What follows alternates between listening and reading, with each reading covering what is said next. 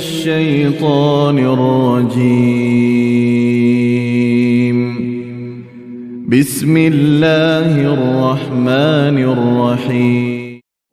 Assalamualaikum warahmatullahi wabarakatuh. Alhamdulillahi rabbil alamin. Alladzi arsala rasulahu bil huda wa dinil haqq liyuzhirahu 'alad dini kullih wa kafa billahi shahida. Asyhadu an la ilaha illallah wahdah la syarikalah wa asyhadu anna Muhammadan abduhu wa rasuluh la nabiyya ba'dahu. Qala ta'ala a'udzu billahi minasyaitonir rajim. Bismillahirrahmanirrahim. Wa ma khalaqtul jinna wal ins illa liya'budun. Sadaqallahul azim. Tidaklah Allah ciptakan jin dan manusia kecuali untuk mengabdi kepadanya. Bapak, Ibu, saudara-saudara sekalian, mari kita bersyukur, alhamdulillah, pagi ini kita masih diberikan kesehatan dan kesempatan dan dihidupkan kembali oleh Allah setelah mati kecil, istilahnya tidur. Dan salam semoga Allah limpahkan kepada Nabi kita Muhammad sallallahu alaihi wasallam. Mohon maaf karena Jumat kemarin saya tidak bisa berada di sini karena ada kegiatan. Pada pagi hari ini yang ringan-ringan saja kita bicarakan, mudah-mudahan akan ada manfaatnya. Dari dalam surat Az-Zumar Zuriyat ayat 56 melalui firman Allah, ini sebenarnya agak marah. Allah itu marah tapi tidak dirasukan oleh manusia. Wa ma di situ agak marah dan tidaklah. Sebenarnya kata halusnya, mun kamu dak beribadah, dak aku ciptakan. Tapi kenyataannya kan banyak dak beribadah, Pak. Banyak yang enjoy, banyak yang santai kaitan dengan ibadah. Padahal wama di situ, dan tidaklah aku ciptakan jin dan manusia illa, kecuali memang mereka itu mau beribadah. Di lapangan kenyataannya banyak yang tidak melaksanakan itu. Jadi kasarnya wajarlah kalau banyak ujian, banyak cobaan. Aku suruh kamu ke situ, tahu-tahu ke sini misalnya, Pak ya. Itu belah merintahkan anak. Mun kamu tidak berbuat baik kepada kami, kepada orang tua, tidak kami hiraukan, tidak kami pedulikan kamu, kecuali kamu menjadi orang yang andai berbuat baik kepada kedua orang tua. Bapak Ibu yang saya hormati, dari ayat Az-Dzurriyyat 56 ini dapat kita ambil semacam iktibar pembelajaran supaya hidup kita ini bukan hanya hidup-hidup saja. Orang tasawuf dari buku-buku tasawuf itu banyak, Pak. Walaupun ada yang berpendapat tidak boleh hidup tasawuf tuh. Satu sisi tasawuf tuh bagus, Pak. Nabi saja walaupun waktu itu belum dinamakan tasawuf, tapi sifatnya sudah mengarah ke situ. Misal dia dicaci maki oleh orang, tidak dibalas. Itu artinya sikap tasawuf itu sudah tertanam. Ngapa membalas perbuatan buruk dengan buruk tidak boleh. Malah disuruh perbuatan buruk dibalas dengan baik. Nah, ini agak berat kita untuk melaksanakannya. Kita bersikap tawaduk misalnya, rendah hati, boleh rendah hati. Ini salah satu sikap yang dikembangkan oleh tasawuf. Tasawuf itu sendiri sebenarnya jangan meninggalkan dunia. Ada itu Pak orang yang tasawuf tidak peduli nian dengan dunia ini. Ada Pak. Pemahaman dia bahwa hidup di dunia ini tidak perlulah yang mewah-mewah, tidak perlulah yang bagus-bagus, tidak perlulah sugi-sugi, pitih banyak, tidak perlu. Pemahaman itu agak melenceng, Pak, agak melenceng. Kalau memang Allah tidak menyuruh orang itu sugi, orang itu kaya, orang berpiti, berduit, tidak kado Allah memerintahkan walillahi 'alan nas hijjul baiti man istata'a ilaihi sabila. Tidak mungkin Allah nyuruh orang naik haji kalau tidak punya kemampuan. Aqimis shalah wa atuz zakah. Zakat itu punya kemampuan. Ibu yang saya hormati, karena itu pertama kita ambil pembelajaran dari surat Az-Dzarriyyat 56 ini bahwa hidup kita ini diisi dengan beribadah kepada Allah Subhanahu wa taala. Oleh para cendekiawan bahwa hidup kita ini ketika rajin beribadah tidak akan rugi, malah beruntung, Mak. Itu dalam surat Mukmin. Qad aflahal mu'minun, sungguh beruntung. Orang mukmin itu beruntung, tidak rugi. Isinya itu kan sholat, zakat, ujungnya ada amanah, janji dan amanah, tidak rugi. Kan beruntung selama-lamanya. Bukankah kita berkeinginan hidup di dunia ini tidak merugi, Pak? Walaupun kenyataannya ada yang rugi. Tapi pada dasarnya tidak ada dalam hati nurani manusia itu kepingin celaka, kepingin rugi, kepingin tidak beruntung, tidak ada. Semua manusia kepingin, ya Allah, janganlah rugi, ya Allah, saya berjualan di pasar, ya Allah. Kan begitu ya. Jangan berugi, ya Allah, jangan rugilah saya sebagai aparatur negara, ya Allah. Berkeinginan macam itu. Tapi kenyataannya ada yang doanya belum dikabulkan, bukan tidak dihiraukan, bukan tidak diijabah oleh Allah.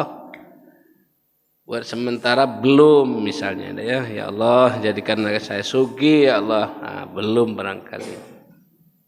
Ada juga yang kepingin hidupnya jadi macam-macam tapi belum. Jawabnya belum.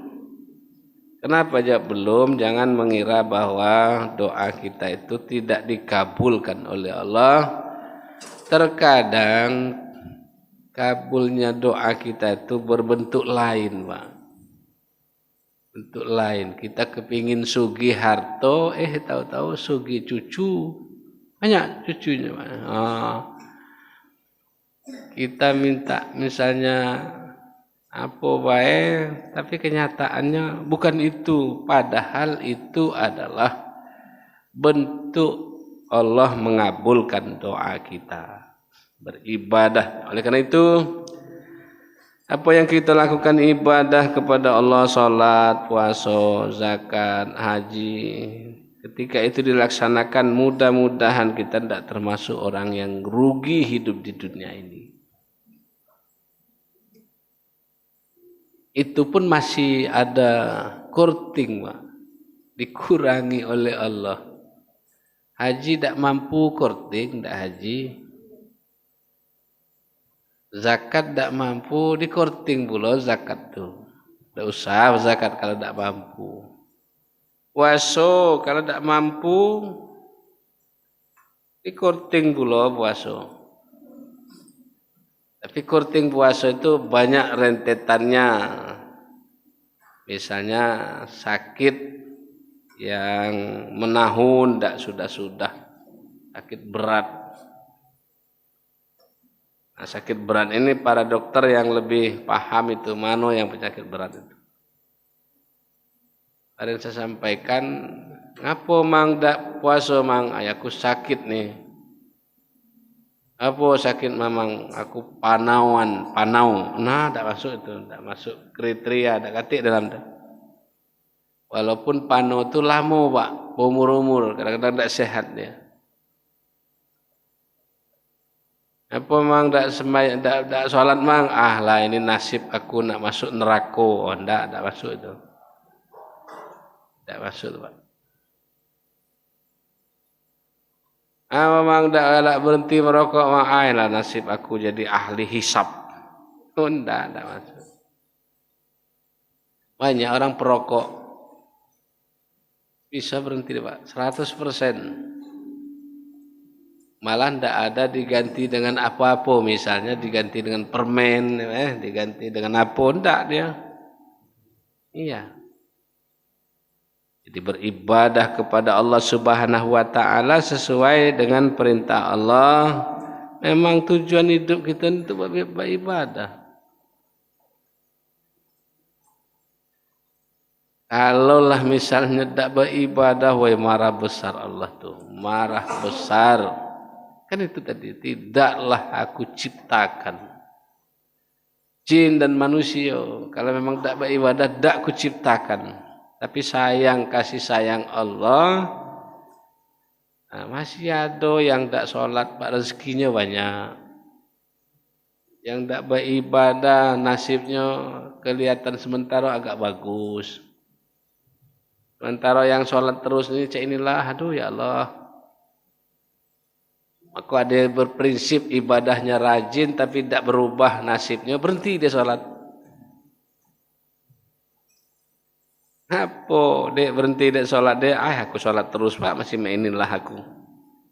Memangnya sholat itu bukan nak nyari duit, hendak ya bukan nak supaya sugih, hendak beribadah kepada Allah. Tapi melalui sholat itu bisa berdoa kepada Allah. Minimal kita berdoa itu, ya Allah, berikan aku rezeki yang halalan wa thayyiban. Kebanyakan kan orang berdoa tempat nak banyak, Pak ya. Ya Allah, banyakkan rezeki saya. Padahal yang bagus itu berikanlah aku rezeki yang halalan wa thayyiban. Insyaallah orang yang beribadah tidak akan rugi. Kedua, mantap keyakinannya, imannya mantap, tidak akan rugi Pak. Tidak akan rugi. Kenapa? Karena tantangan hidup ini makin lama makin berat Pak. Kalau tidak diimbangi, kalau tidak diikuti dengan iman kepada Allah sangat berat. Nak nyari minyak goreng be, masya Allah.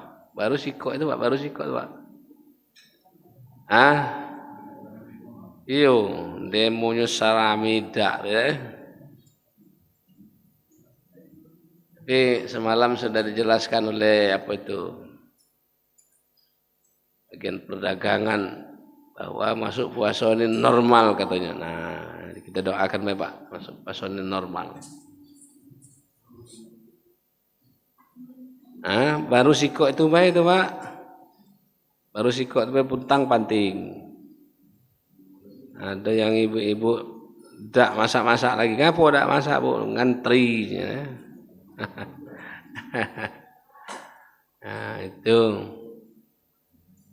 baru itu Bapak. Belum yang lain-lain. Persoalan hidup ini kan bukan makin lama, bukan. Hidup ini memang itu seninya, banyak ujian, banyak cobaan. Kalau imannya mantap, oke itu. Kalau imannya mantap, sudahlah. Kalau tak katik minyak goreng, dia merebus bayar. Rebus, ya. Atau juga yang berpendapat ayah beli kelapa tua, aku buat minyak kelapa. Kan ada solusi-solusi itu. Minyak kelapa itu malah bagus Pak ya, malah bagus. Steril malah. Steril. Misalnya sekarang ada yang berusaha buat minyak kelapa, itu diserbu wong tuh Pak. Iya. Tidak tahu Pak Herman, ada bumbu-bumbunya tidak buat apa? Tidak katik kan? Cuman dimasai sampai lama-lama keluar minyak, sudah. Iman yang kuat.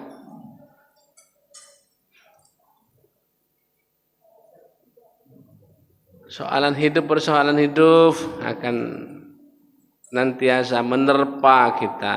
Kalau iman kita kuat, insyaallah tak apa-apa. Tak apa-apa. Dapat Bu lontongnya. Minyak goreng belum Bu ya? Itu dia ngoceh di belakang Ibu. Karena nak antri di mana hari ini? Yang hebatnya lah antri 3 jam, pas giliran kita habis katanya. Ngapa tak ngepuk pala uang, enak ya? Tapi kalau imannya ada, sudah ada dapat giliran kita, berarti besok ada ya. Ada cerita dari Pak RT ini yang bagus per RT. Mungkin ke depan per RT. Atau pakai KTP supaya tidak meresahkan masyarakat. Orang yang beriman ngapun nak resah-resah. Sudah banyak ngurut dado Pak, banyak ngurut dado. Insyaallah kalau imannya kuat, mudah-mudahan Bapak ya. Yang ketiga, tidak merugi itu adalah benar kita dalam berbicara. Apalagi sekarang ada undang-undang ITE itu Pak.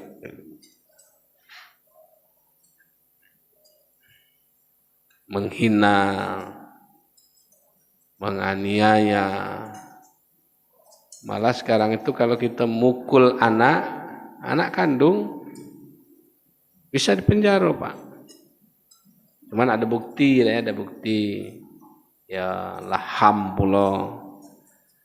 Makanya di sekolah-sekolah sekarang tidak boleh mukul anak-anak. Marahnya tidak boleh, malah anak-anak itu lebih leluasa. Karena guru tidak mukul dia mukul guru. Murid mukul guru, masya Allah. itu berbicara dengan benar. Itu dalam surat Ali Imran ayat 17 tuh Pak. Shodiqin, sabirin, berbicara dengan yang baik, berbicara dengan yang benar. Saya baca dalam artikel Pak, yang paling susah untuk merekrut kembali, memanggil kembali pembicaraan yang sudah keluar tuh Pak. Payah nak balik lagi tuh. Payah nak balik lagi. Kita ngatoi wong nak balik supaya jangan ngatoi itu berat karena dia sudah keluar dari mulut kita. Karena itu gara-gara lidah bisa merusak, bisa mencelakokan lidah pembicaraan. Sekali berbohong, nah orang lamu tidak percaya, lamu tidak percaya. Ngapa tidak percaya? Bapak tu galak mudi, mudi galak mohong.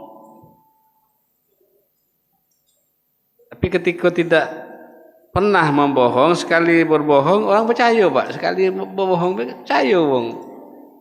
Karena memang dia jarang mudi. Ada dulu kawan jarang mudi, sekali ngomong ada mudi, percaya. Padahal dia minta maaf, sudah minta maaf, ini cuman main-main baik. Itu ya. Kenapa? Karena memang tidak terbiasa dia galak mudi, galak bohong, tidak terbiasa. Sekali-sekali ya cara dengan benar.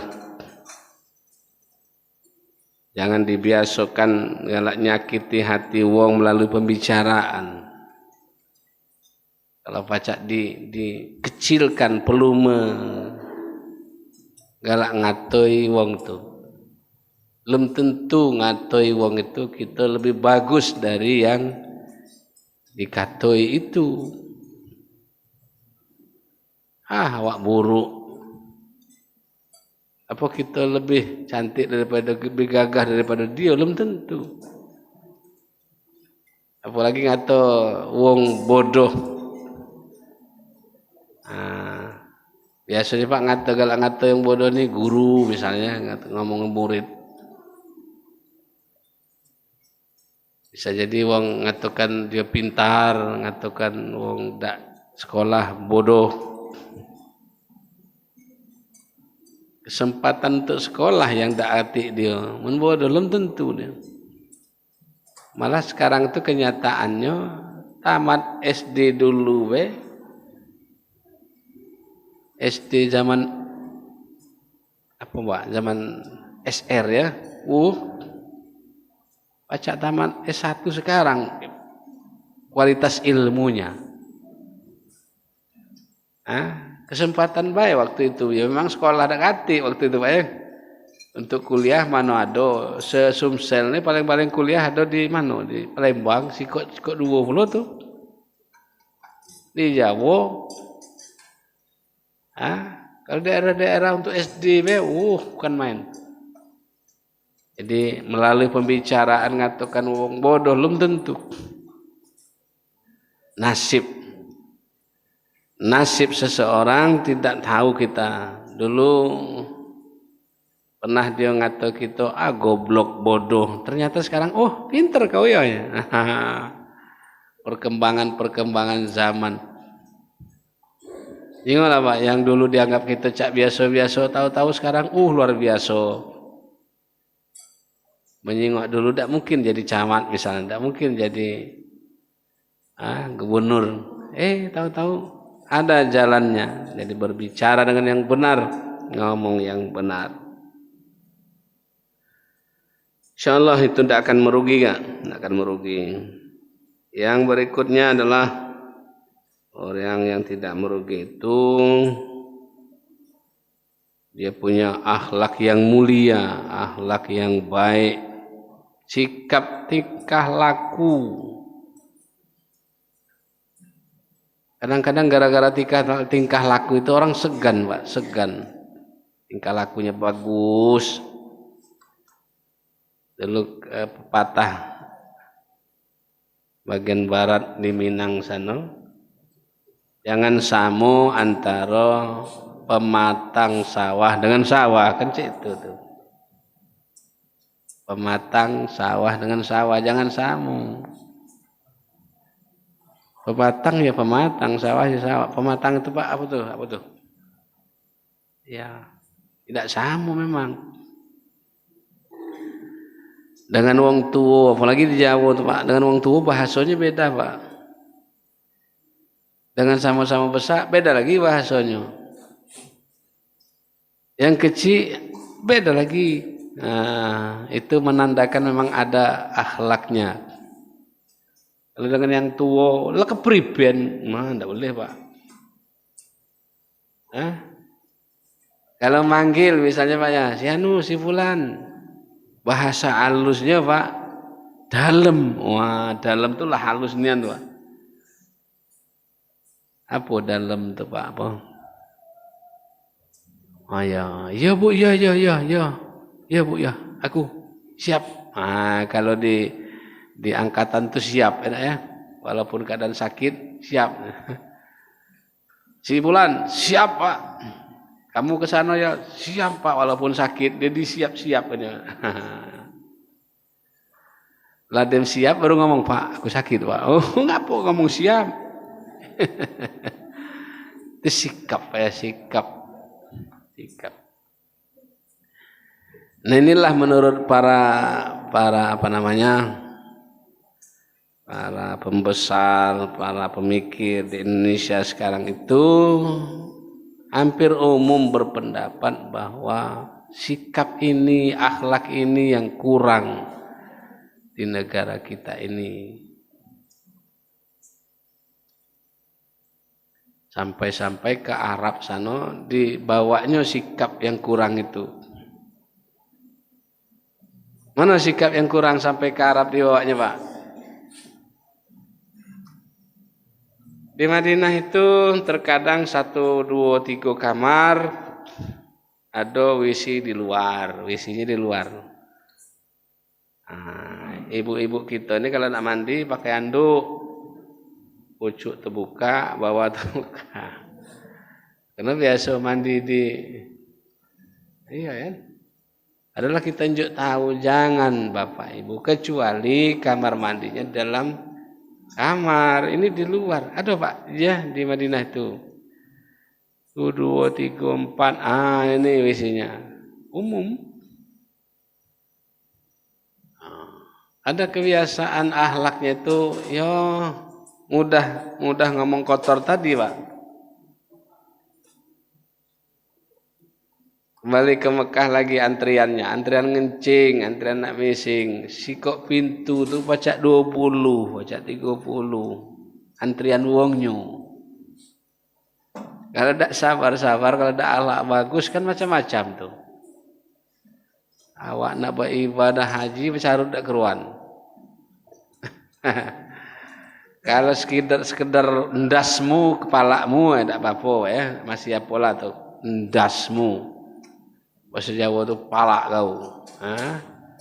Bahasa Padangnya kelera ya. Nah, itu yang terbiasa akhlak macam itu muncul padahal dia sedang akan melaksanakan ibadah. Cuman itu tadi Pak, kita ketika kita punya akhlak, sudah giliran kedua lagi kita, tahu-tahu ada di belakang itu seorang bapak lah netes nak ngencing. Bukan nak ngencing, lah tak kencing dia. Ya, bolehlah giliran kita suruh bapak doa, Pak dulu Pak. Kan itu. Termasuklah misalnya bis musi di Palembang tuh ya, ada yang tua naik, berpegang-pegang, kapan bergerak dikit, cak nak jatuh. Yang muda tadi, Pak sini Pak, duduk Pak, biar aku tegak, aku masih muda. Kan itu akhlak. Sampai-sampai ada peristiwa nih Pak, saya lupa namanya. Dia kuliah, kalau dulu kan agak susah ngirim duit Pak ya, susah dulu tuh. Dulu pakai apa ngirim duit tuh? Pakai wesel pos. Karena sekarang kan pacak main apa namanya SMS banking, di rumah bayar pacak sekarang Pak. SMS banking tuh. Dulu enggak Pak, ngirim pakai wesel. Lambat datangnya, berasanlah anak kuliah tadi dengan ibu kosnya. Bu, cara bagus-bagus. Aku belum datang duit wesel Bu. Tak makan aku nih. Jadi aku minjamlah Bu duit Bu. Untuk sehari dua ini menjelang weselku datang. Kebetulan yang punya kos tu Bayati. Tunjuknya baik Pak. Nah ini anak-anak tak usah bayar ya. Aduh cik itu Pak, aduh cik itu. Usah bayar. Belah. Mana-mana itulah nasib tadi Pak. Anak itu jadi dokter Pak. Bertemu pula ibu itu nak berobat. Operasi kan duit besar tuh. Ibu kos tidak teringat lagi, yang dokter masih teringat. Oh ini ibu kos aku ini nih, dulu. Nah, enak ya. Ini ibu kos aku dulu ini nih. Aku diam bed dulu. Sudah segala macam, sudah operasi. Belum ngomong anak tadi tuh yang kosan tadi. Ketika nak bayaran baru ngomong dokter tadi, Ibu, yang untuk saya kan ada, kalau untuk dokter sekian, yang untuk saya tidak usah bayar. Padahal besar tuh Pak, berjuta. Tidak usah bayar, nangis ibu itu. Dokter, mohon maaf Pak dokter, kok tidak bayar? Ibu lupa ya dengan saya. Kenapa nak? Aku ini pernah ibu enjoi dulu untuk beli beras 3 hari. Untuk 3 hari. Ibu lupa dengan saya. Sekarang saya balas kebaikan ibu itu.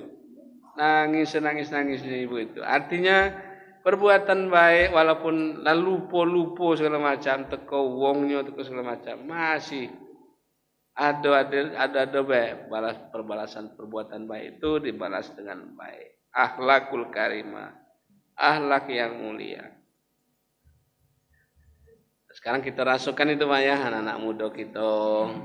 Kadang-kadang pemalam-malam main gitar. Lah jam 11 kebocok, jam tidur Pak ya. Masih gereng, kalau bulan bisa ngomong gereng, mana bisa ngomong bulan tuh? Oh, tambah lama tambah kuat. Itu tegur malah dimarahnya Pak. Ayo, apa marah? Hak asasi ini, la ilaha illallah, hak asasi. Bapak Ibu saudara-saudara sekalian, terakhir orang dak rugi itu dak serakah, dak serakah, dak rakus. Insya Allah orang tidak serakah itu, yang halal, yang haram, tidak serakah, sudahlah. Kecuali apa bahasa Padangnya? Kecuali terpaksa. Terpaksa. Tapi terpaksa itu ala kadarnya baik. Bayar lapar, tak katik lagi, ada babi tembak, babi itu dimakan ala kadarnya baik. Jangan dibuat rendang pula babi itu. Anda terpaksa. Baik Ibu saudara-saudara sekalian, pas jam 6 kita masih ada kegiatan lain. Barangkali ini saja renungan kita pagi hari ini. Mudah-mudahan kita tidak termasuk orang yang merugi. Kita senantiasa beruntung. Walaupun bentuknya bukan bentuk fitih, bukan bentuk duit, tapi bentuknya sholat, imannya kuat, akhlaknya bagus, tidak serakah, insyaallah Allah, mudah-mudahan Allah akan memberikan kemudahan-kemudahan kepada kita. Terima kasih. Assalamualaikum warahmatullahi wabarakatuh.